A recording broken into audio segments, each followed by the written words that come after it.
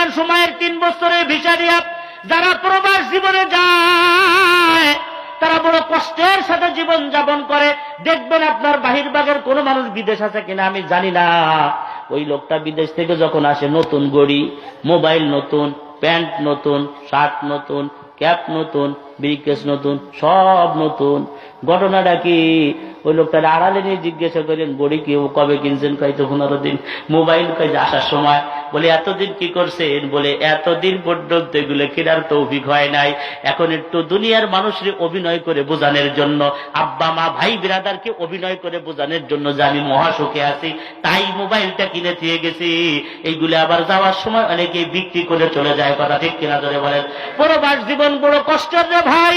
যারা প্রবাস জীবনে ছিল ওরাই একমাত্র বোঝে, আর কোন মানুষ বোঝে না। কথা ঠিক কিনা ধরে বলেন? আমরা সৌদি আরবে গত বছরে আগের বছর হজে যখন আজকে 22 দিন চলে, কেউ আমাকে দাওয়াত দেয় না। ওই সৌদির খানা খাবার পাই, কোম্পানির খাবার। 22 দিন পরে এক লোক আইসে কয় হুজুর আপনাকে দাওয়াত দিতে আইছি। আমি কি তাড়াতাড়ি হাতের কাছে 3 বেলা খাই দাওয়াত, 22 দিন দাওয়াত পাই না। দাওয়াত দিলে জন্মের খুশি। বাসা কত দূর? কয় হুজুর ওই যে নাককাছা বাজারের কাছে। আমি কি হোক সমস্যা নেই, আইতে যাবো, লাগে গড়দাহারি লাগুক, তাও দাওয়াত খাবো। দাওয়াতের প্রতি খুব লোক, বোঝেন না? সকাল সন্ধ্যা 3 বেলা দাওয়াত খাওয়ার ক্যান্ডিডেট। আজকে 22 দিন দাওয়াত নাই। রাজি হয়ে গেছি, যাই এই পাহাড়ের উপরে তার বিল্ডিং, আইতে উঠা যায়নি, মোটা মানুষ, কত কষ্ট। তারপরেও গেছি, রাত বাজে তখন 10টা। তখন যাই দেখি একজন চাইল দয়, একজন গোস্ত কাটে, আর একজন ওই চুলা জ্বালায়। সবাই মিলেমিশে কাজ করে। আমাদেরকে যাওয়ার পরে উপস্থিতি নাস্তা দিল। ওই নাস্তা খাই আর ওদের সাথে কথা বলি। একজনকে বলি তুমি কয় বছর? বাড়ি মাদারীপুর। কয় হুজুর আমি 8 বছর। আর একজনকে আমি 5 বছর। আর একজনকে আমি 3 বছর। আর একজনকে হুজুর আমি 14 বছর। আমি কি 14 বছর বিদেশে এসো? বউ সাল মেয়ে কি মরছেনি? আমি তো বিয়ে হরি নেই। আমি কে বিয়ে হরে নাই? তোমার মাথা দিয়ে চান্দি চুলে গেছে, পশম নাই, চুল নাই, মাথায় টাক পড়ে গেছে, বেলের ধরে বুড়ো হয়ে গেছে।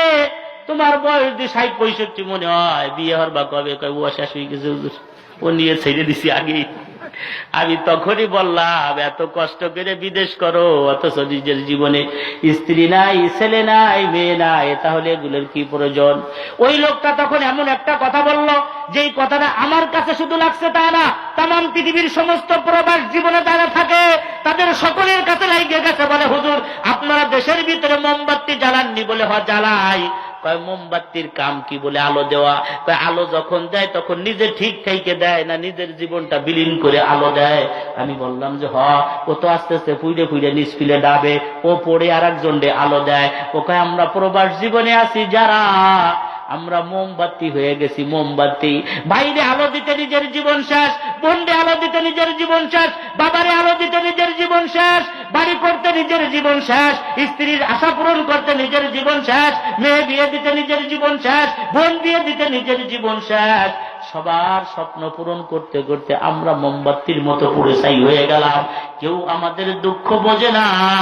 আমরা সবার সাথে অভিনয় করে মিষ্টি ভাষায় বলি ভালো আছি, ভালো আছি। আসলে আমাদের খবর কেউ জানে না আমরা কেমন আছি। আমি হোটেলে সকালবেলা, বলে আমি হোটেলে সকালবেলা মেসিয়ারের কাজ করি, ওদের পোশাক পরা। বাড়ির থেকে ফোন দিয়েছে, বারবার ফোন। মুখানে তো ফোন রিসিভ করাও নিষেধ। টাইমে ফোন ব্যবহার করলে মালিক দেখলে আমাকে জরিমানা করতে পারে। তুই হোটেলের মেসিয়ার, তুই কেলে ফোন ব্যবহার করিস বেটা? তুই আয় বাসায়, কিন্তু ফোনটা তো আমার পকেটে। বারবার ভাইব্রেশন করা বাজে। চাই দেখি আমার মা ফোন দিছে। অন্যই লাভতে উইটা একটু থাল বাটি নিয়ে, ধোয়ার নাম নিয়ে একটু কর্নারে যাইয়া, ওয়াশরুমের পাশে যাইয়া নতুন জামা গায়ে দিছনি। হঠাৎ করে সন্তানের মনে পড়ে সর্বনাশ, আজকে যে ঈদের দিনটা তো আমি জানি না, আজকে যে ঈদের নামাজ পড়তে হয় এটাও তো আমার মনে নাই। আমি তো ইহুদি খ্রিস্টানের রাস্তায় থাকি, এ রাস্তায় ঈদ কোন জায়গাতে যায় আর কোরবানি কোন জায়গাতে যায় খবর নাই। আমার তো ছুটি ঘোষণা করে নাই কোম্পানিতে। হায় হায়, ছেলে তখনই বলে, যদি মাকে বলি মা ঈদের নামাজ কারে কয়, তা আমাদের নাই, নতুন জামা পরি নাই, আমি হোটেলের থাল বাটি দই। আমার মার চোখের পানি কেউ মানাই রাখতে পারবে না। অমনি ছেলে ডাক দিয়ে বলে, হা মা হা, গোসলও করছি, ঈদের নামাজও পড়ছি, নতুন পোশাকও পরছি, সিন্নি সালামত খাইতেছি রে মা। আপনি খাইছেন নি মা? মা তখন কেঁদে দিয়েছে। বাবা, তোমার পূর্বের অভ্যাসের কথা কি তোমার মনে নাই? কত বন্ধু তোমার ছিল, কত বন্ধু নবকামপল্লী কলেজের তোমার ছিল।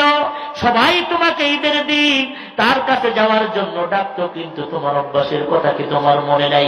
ঈদের নামাজ পড়ে আগে বাড়ি আসতা, আমার পায়ের ভিতরে তুমি সালাম দিতা, আমার কদম মুসি করতাম, আমি মা সিন্নির প্লেট নিয়ে দাঁড়াই থাকতাম, চামচ ভরে এক চামচ তোমার মুখের ভিতরে জড়াই দিতাম, একটা চামচ তোমারে খাওয়াই দিতাম, তুমি আবার একটা চামচ খাওয়াই দিতারে বাবা, এরপরে তোমার কপালে একটা চুমো দিয়ে তোমারে বিদায় দিতাম, তুমি বন্ধুদের আড্ডায় চলে যাইতা।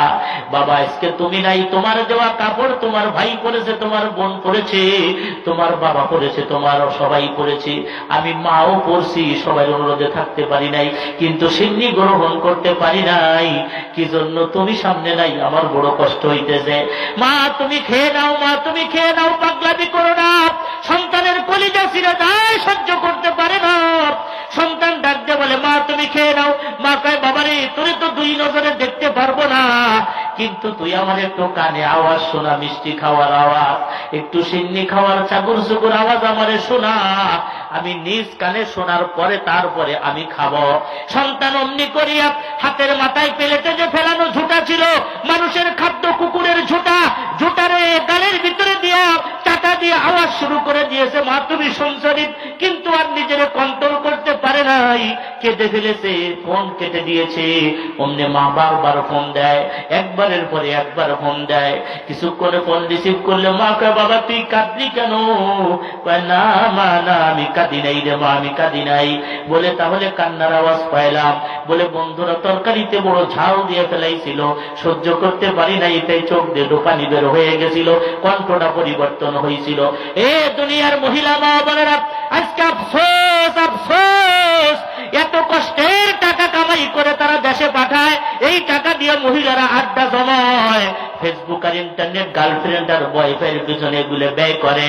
আজকে ছেলেরা ওই বড় বড় পালসার অ্যাপাচি আর ডিসকভারি চালায়, অথচ বাবা ওখানে ইট টানতে টানতে জীবন খতম করে দেয়। কথা ঠিক কিনা জোরে বলে? এই দুনিয়ার যুবকেরা, এই আলোচনা আজকে নয়, তবে এতটুকু বলি ভাই, এই দুনিয়ার যত আপন মানুষ তুমি দেখে থাকো না কেন, তোমার আব্বার চাইতে আপন নাই, তোমার মার চাইতে আপন নাই, সেই মারে অবিশ্বাস করিয়া, আব্বারে অবিশ্বাস করিয়া অ্যাকাউন্টটা বোর নামে দিয়ে তুমি চূড়ান্ত ভুল করছো। এখন তাবিজের জন্য আমাদের কাছে দৌড়াও, 10 লাখ নিয়ে বলতে চলে গেল আর পালাম না, 20 লাখ নিয়ে চলে গেল আর পালাম না, 3 ছেলে 2 মেয়ে তুই চলে গেল পাইলাম না, পাবা না রে ভাই পাবা না। তুমি